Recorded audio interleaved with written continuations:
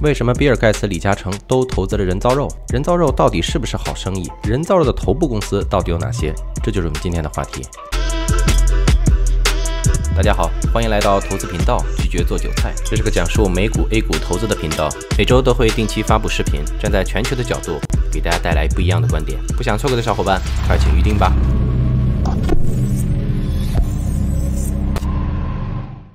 随着人造肉第一股 Beyond Meat 的上市，人造肉再次进入我们的视野。比尔盖茨、李嘉诚等大佬纷纷投资人造肉。那么，为什么这些大佬看中人造肉呢？人造肉领域有哪些顶尖的公司？人造肉到底是不是一门好生意？又面临哪些问题和挑战？我们废话不多说，快速进入今天的话题。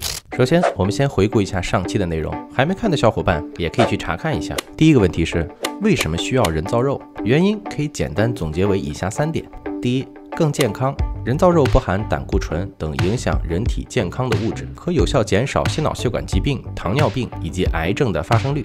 第二，更环保，人造的生产与传统畜牧业相比，可以有效减少二氧化碳的排放，可以节省全球70%以上的耕地资源，还可以节省大部分的水资源。第三呢，就是更加的人性，在这里主要是减少对动物的杀戮。接下来我们澄清一下一个最普遍的误解。很多朋友一提起人造肉，首先想到的是我们比较熟悉的素肉，其实两者之间的差距还是非常大的，主要有以下3点。国内常见的素肉实际上是对肉类进行模仿的豆制品，离真肉的味道、口感还有非常大的差距，而且呢，豆腥味很难解决。但是人造肉在色香味上模仿程度非常高，有的口感味道已经和真正的肉没有什么区别了。再一个就是人造肉更加的健康，虽然传统的素肉和人造肉的主要成分都是豆制品，但是人造肉里面含有大量的其他营养物质，它的营养搭配更加的合理。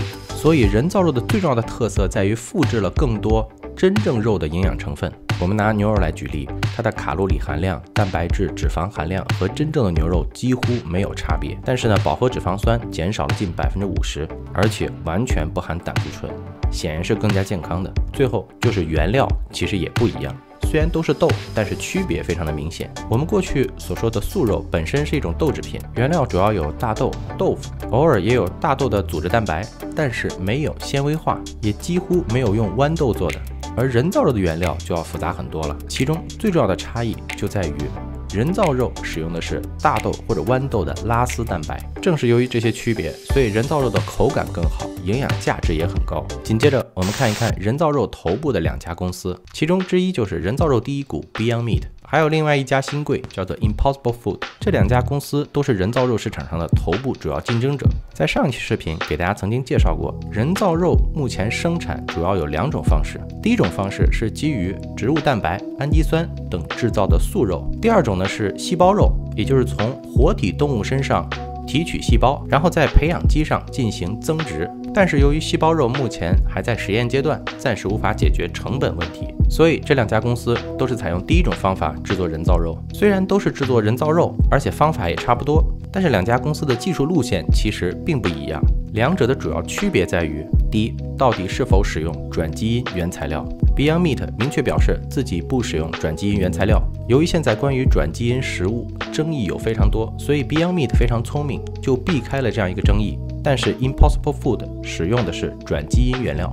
第二就是两者的成分也是有区别的。我们以2家公司的汉堡为例， Beyond Meat 这家公司生产出来的汉堡包括以下的原材料，而 Impossible Food 呢，原材料其实是有区别的。最主要的区别是 Beyond Meat 使用的是豌豆蛋白分离物，而 Impossible Food 呢使用的是大豆浓缩蛋白，所以可以看得出来技术路线是完全不一样的。那么当然还有第3，就是交易的场所也不一样。Beyond Meat 已经公开在美国上市，而 Impossible Food 呢现在并没有公开上市。第4就是 Beyond Meat 具有大规模量产的能力，但是 Impossible Food 的供应呢显然是比较紧张的。第5就是 Beyond Meat 专注当下，生产现在需要的一些食材。Impossible Food 呢其实花费重金在研究牛排。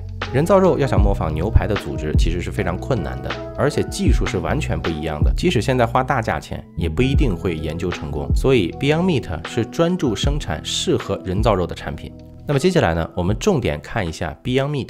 首先，它是一家技术驱动的公司，而不是传统的食品公司。我们从研发费用上其实也可以看得出来，跟传统的公司相比 Beyond Meat 的研发费用其实非常高。我们再看一看公司的产品和真肉的结构几乎一模一样，而且制作之前和制作之后颜色也非常的接近。整个全球的肉类市场潜力是非常大的，有1.4万亿美金，光是美国就有2700亿美金。从图中不难看出，公司的增长十分迅速，而线下的渠道也是越来越多，而且非常的分散。公司的营收在18到19年增长了239%，19年到20年又增加了53%。我们看一下线下的渠道，整个拓展是十分迅速，全球的增长在294%。除了刚刚提到的以外呢，它的客户其实也非常的分散。我们大家看一下，除了大型的商超，还有著名的连锁餐厅，而且呢，在中国、巴西等等这些国家也都开始布局。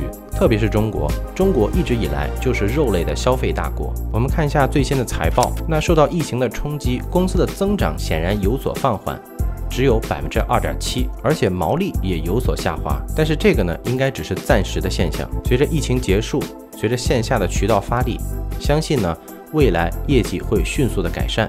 我们看一看大师都是怎么操作的。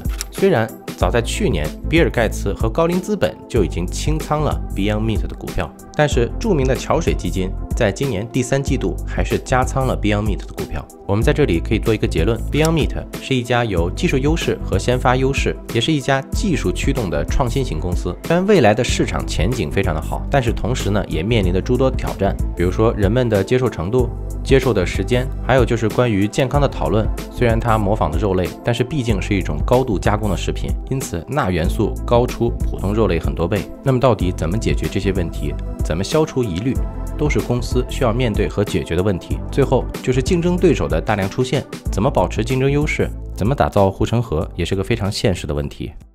好了，今天的内容就到此结束。不想错过我这个老韭菜干货的朋友们，请订阅、转发、分享，谢谢各位。